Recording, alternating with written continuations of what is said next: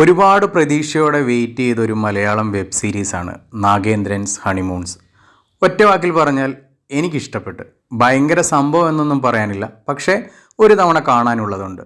നിതിൻ രഞ്ജി പണിക്കർ രചനയും സംവിധാനവും പ്രൊഡക്ഷനും ചെയ്ത് സുരാജ് വെഞ്ഞാറമൂടിനെ കേന്ദ്ര കഥാപാത്രമാക്കി 2024 ജൂലൈ 19 ഡിസ്നി പ്ലസ് ഹോട്ട്സ്റ്റാറിലൂടെ റിലീസായ വെബ് സീരീസാണ് നാഗേന്ദ്രൻസ് ഹണിമൂൺസ്. പേര് കേൾക്കുമ്പോൾ ഇതൊരു തമാശ നിറഞ്ഞ കഥയാണെന്ന് തോന്നുമെങ്കിലും കുറച്ച് ഡ്രാമാറ്റിക് ആയിട്ടുള്ള കാര്യങ്ങളാണ് പറയുന്നത്. കോമഡിയൊക്കെ അത്യാവശ്യത്തിനുണ്ട്. സിറ്റുവേഷണൽ കോമഡിയാണ് ധാരാളമുള്ളത്. അലസനായ, ജോലിക്കൊന്നും പോകാത്ത, സദാസമയവും ഉറങ്ങി, അല്ലാത്ത സമയങ്ങളിൽ ഭക്ഷണം കഴിച്ചും അമ്മയെക്കൊണ്ട് പണിയെടുപ്പിച്ച് ജീവിക്കുന്ന നാഗേന്ദ്രനിലൂടെയാണ് കഥ തുടങ്ങുന്നത്. 1978 അതിനുശേഷമുള്ള കാര്യങ്ങളാണ് കഥാപശ്ചാത്തലം.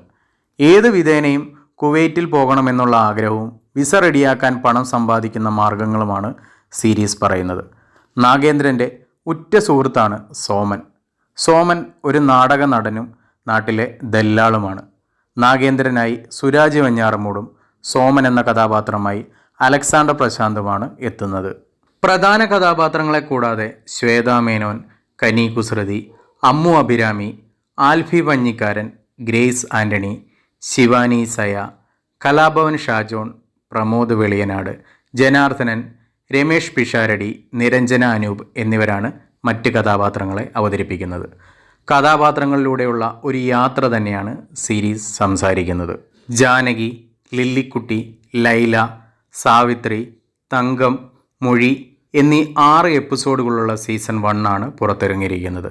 തിരക്കഥയിലെ ചില പോരായ്മകളൊക്കെ പെർഫോമൻസിൻ്റെ മികവിലൂടെ സീരീസിൻ്റെ മുന്നോട്ടുള്ള യാത്ര നയിക്കുന്നത് പ്രധാന കഥാപാത്രങ്ങൾ ഓരോരുത്തരുമാണ്. എല്ലാവരും ഒന്നിനൊന്ന് മികച്ച പ്രകടനമാണ് നടത്തിയിരിക്കുന്നത്. 6 എപ്പിസോഡിൽ എനിക്ക് ഏറ്റവും ഇഷ്ടപ്പെട്ടത് തങ്കത്തിൻ്റെയും മൊഴിയുടെയും എപ്പിസോഡുകളാണ്. പ്രകടനങ്ങളിലേക്ക് വന്നാൽ ഏറ്റവും മികച്ചത് എന്ന് തോന്നിയത് സുരാജിൻ്റെയും അലക്സാണ്ടർ പ്രശാന്തിൻ്റെയും കനി കുസൃതിയുടെയുമാണ്. 3 പേരും തകർത്തഭിനയിക്കുന്നുണ്ട്. സുരാജ് വെഞ്ഞാറമൂടിൻ്റെ വേറിട്ട ഒരു കഥാപാത്രവും പ്രകടനമാണ് സീരീസിൽ ഉടനീളം. പൊളിറ്റിക്കൽ കറക്റ്റ്നെസ് ഉണ്ടെന്ന് തോന്നുമെങ്കിലും കഥ പറയുന്നത് 1978 കാലഘട്ടമായതിനാൽ അതിൻ്റെ പ്രസക്തി ഇവിടെ ഉണ്ടോ എന്ന് എനിക്ക് തോന്നുന്നില്ല.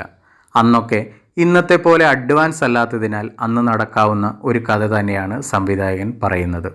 1-2 എപ്പിസോഡുകൾ കാണുമ്പോൾ തന്നെ നമുക്ക് മനസ്സിലാവും കഥയുടെ ഗതിയും മുന്നോട്ടുള്ള പോക്കും. എന്നിരുന്നാലും പ്രകടനങ്ങളുടെയും കഥാപശ്ചാത്തലത്തിൻ്റെയും മികവിൽ അതൊക്കെ മാറ്റിമറിക്കാൻ സംവിധായകന് സാധിക്കുന്നുണ്ട്. എല്ലാ കഥാപാത്രങ്ങളും ഒന്നിനൊന്നിനു മികച്ചതാകുമ്പോൾ ഗ്രേസ് ആൻ്റണി ചെയ്ത ലില്ലിക്കുട്ടി എന്ന കഥാപാത്രം എനിക്ക് അങ്ങോട്ട് ഉൾക്കൊള്ളാൻ സാധിച്ചില്ല. കുറച്ച് ഓവറായാണ് അനുഭവപ്പെട്ടത്. ഒരുപക്ഷെ സംവിധായകൻ്റെ നിർദ്ദേശപ്രകാരമുള്ള ആക്ടിംഗ് ആയിരിക്കാം.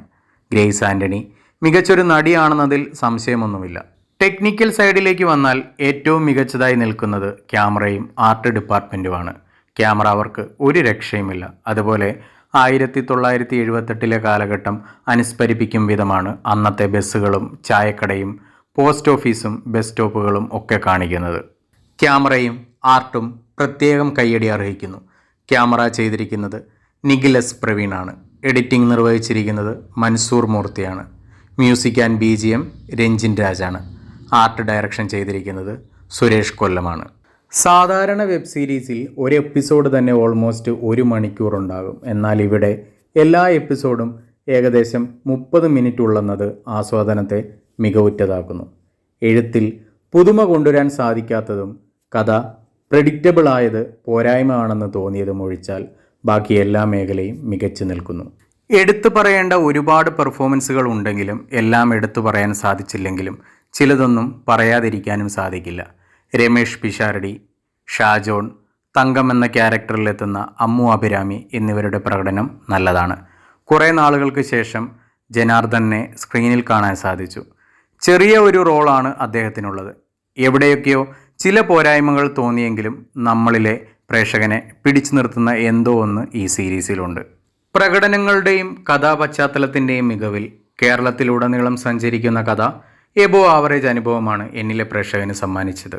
കഥ പ്രെഡിക്റ്റബിൾ ആണെന്ന് പറയുമ്പോഴും 5-6 എപ്പിസോഡിൻ്റെ മികവ് സീരീസിനെ മുന്നോട്ട് നയിക്കുന്നു. ക്ലൈമാക്സിലേക്ക് അടുക്കുമ്പോൾ നമ്മൾ പ്രതീക്ഷിക്കാത്ത പല കാര്യങ്ങൾ സംഭവിക്കുന്നതും അപ്രതീക്ഷിതമായ ട്വിസ്റ്റ് ആൻഡ് ടേൺസ് കൊണ്ടുവരാൻ സാധിക്കുന്നത് നിതിൻ രഞ്ജി പണിക്കരുടെ മികവായി തോന്നി. ഇതിനു മുൻപ് അദ്ദേഹം സംവിധാനം ചെയ്ത കസബയേക്കാളും കാവലിനേക്കാളും മികച്ചതായി നാഗേന്ദ്രൻസ് ഹണിമൂൺസ് അനുഭവപ്പെട്ടു. മോശമല്ലാത്ത തിരക്കഥയുടെയും മികച്ച പ്രകടനങ്ങളുടെയും മികവിൽ അടുത്ത സീസൺ കാണാൻ തോന്നുന്ന വിധത്തിലുള്ള ക്ലൈമാക്സും ഒക്കെ കൊണ്ട് എന്നിലെ പ്രേക്ഷകന് ഒരു പ്രതീക്ഷ നൽകി നാഗേന്ദ്രൻസ് ഹണിമൂൺസ്. അടുത്ത സീസൺ പുറത്തിറങ്ങുന്നതുവരെ വെയിറ്റ് ചെയ്യുക എന്നല്ലാതെ വേറെ മാർഗമൊന്നുമില്ല. IMDb ഈ സീരീസിന് നൽകിയിരിക്കുന്ന റേറ്റിംഗ് 6.6 ഔട്ട് ഓഫ് 10 ആണ്. ചാനൽ ആദ്യമായിട്ട് കാണുന്ന ആളുകളാണെങ്കിൽ സബ്സ്ക്രൈബ് ചെയ്യുന്ന കാര്യമൊന്ന് പരിഗണിക്കുക. വീഡിയോ ഇഷ്ടപ്പെടുകയാണെങ്കിൽ ലൈക്ക് ചെയ്യാനും ഷെയർ ചെയ്യാനും മറക്കരുത്. നിങ്ങളുടെ വിലയേറിയ അഭിപ്രായങ്ങൾ കമൻറ്റ് ബോക്സിൽ രേഖപ്പെടുത്തുക. പുതിയൊരു വീഡിയോയുമായിട്ട് അടുത്ത ദിവസം വരുന്നതുവരെ ഗുഡ് ബൈ.